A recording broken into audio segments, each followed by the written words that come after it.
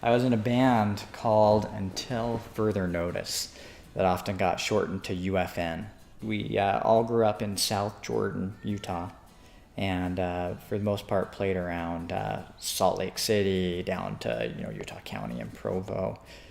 We did play sometimes outside of the state, but the majority of our time was here in Utah. Hey Bobby! What? Are you driving? I am! Well, where are we going? We're going to Las Vegas! No! So I am a man from... One day I got invited to go play bass just kind of as almost a tryout for a band called The Stumps, which was a band in high school. And Clint and I, the guitarist, ever since we were 5, were attached to the hip.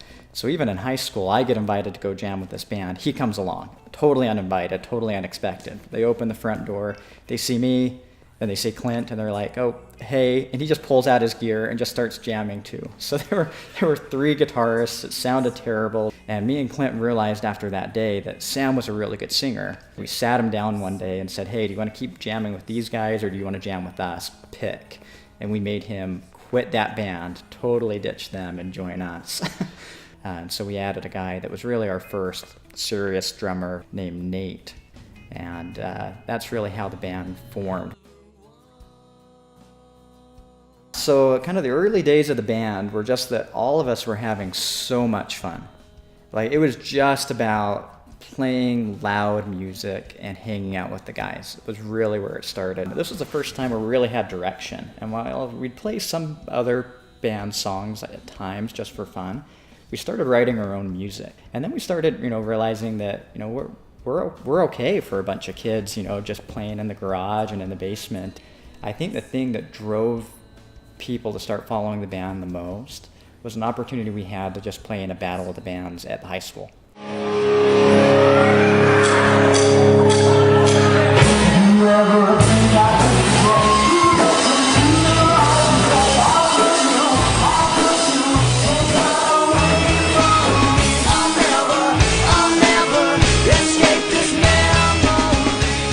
So it was our very first year playing it, and we had played enough shows around town that we went in thinking we're going to win this thing.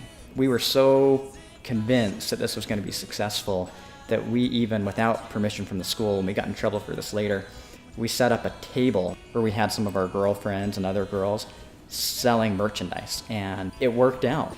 And it was one of the coolest experiences because there were literally a couple thousand kids out there, and they were just really into this.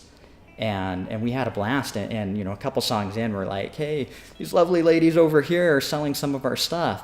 If you're interested in a CD or shirt or anything. And there was seriously a mass exodus from the football bleachers to go buy stuff, and we sold out. We sold hundreds of dollars of merchandise.